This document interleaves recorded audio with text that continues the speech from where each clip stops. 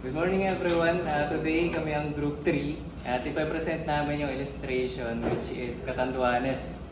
Bali yung Catanduanes, isa siyang island province sa Bicol region. And ang Catanduanes din is panglabing dalawa sa pinakamalaking island sa Pilipinas.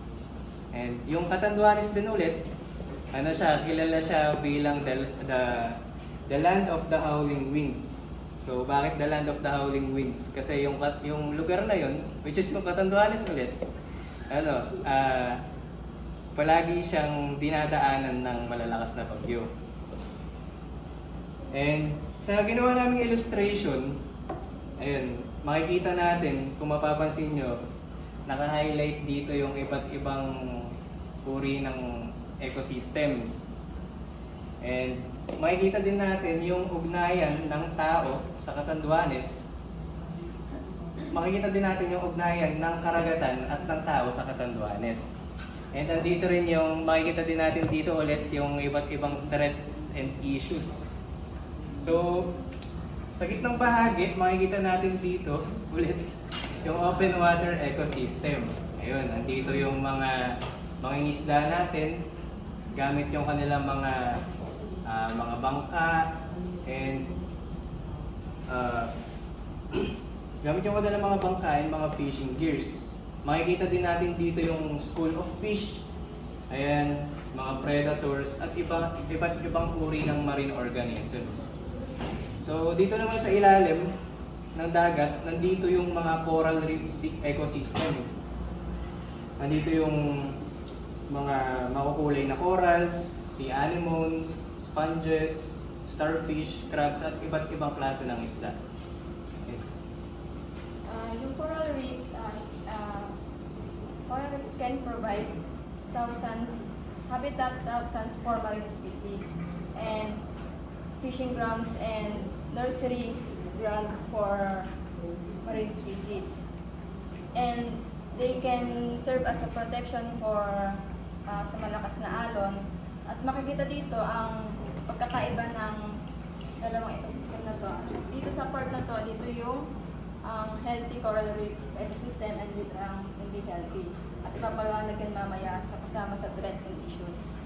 Sa mababaw na part ng dagat, makikita natin ang seagrass ecosystem. Nag-serve ito as nursery ground ng mga maliliit na isda. And also na dito rin kumukuha ng pagkain ang sea turtle. Near the shoreline, we can see the mangrove ecosystem. Sabi nga ni Jurem, ang Catanduanes ay kilala na land of the howling winds dahil nga madalas silang tamaan ng bagyo. So, mangrove ecosystem play a vital role for them. And same as seagrass ecosystem, nag-serve sila din ng nursery ground for fish, shrimp, or crabs. And yung mga young fish, they can safely grow among the mangrove roots before moving to the open water or the coral reef. And dito sa shoreline, nakikita rin natin ang mga fishing boats and mga gleaneries. Yung Catanduanes, hindi lang siya coastal ecosystem, nagbibigay rin siya ng pangkabuhayan sa mga tao at dito sila kumukuha ng pangkabayan nila.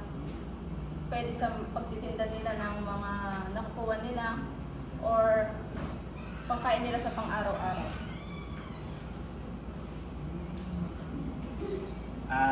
Pag-uusapan naman natin ngayon ang threats and issues sa Catanduanes. As said earlier, isang natural issues is the typhoon, which is sinasabi nga na daanan siya ng bagyo, na pwedeng pagkasira ng corals, ng mangrove ecosystem, and ng seagrass ecosystem. And for the next issues is the overfishing. Makikita natin sa illustration, which is this. So, ang overfishing, kapag ito ay nangyari sa isang lugar, nagkakaroon ng depletion sa marine resources natin at nagkakaroon ng reasons kung bakit walang makuha mga isda ang mga fisher folk doon. And merong news na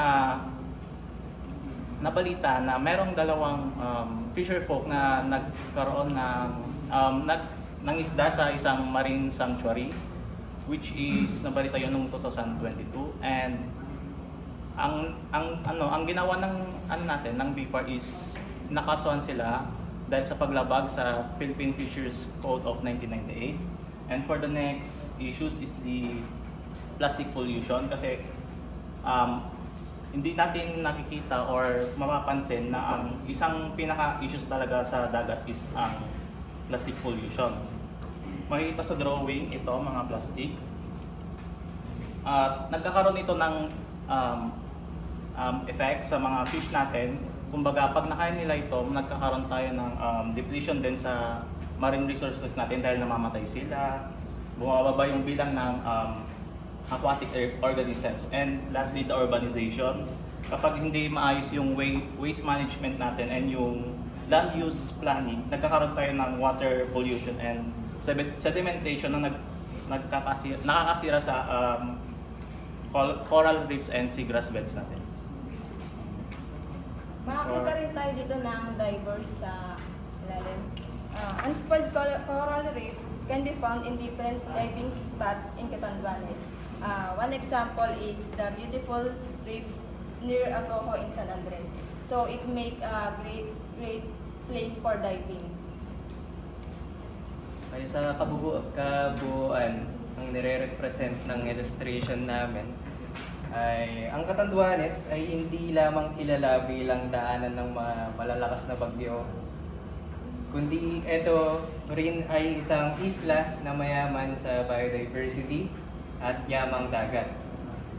Ang karagatan nito ay nagpo-provide ng pagkain, kabuhayan, protection, tsaka turismo. And bilang mga fisheries student at mga responsableng Pilipino ng mamamayan ng Pilipinas, ay mahalaga na i-promote natin ang sustainable fishing, marine conservation, proper waste management, at pangangalaga sa ating yamang dagat.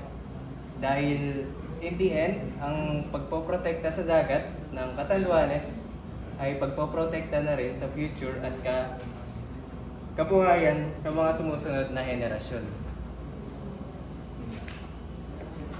Okay, thank you.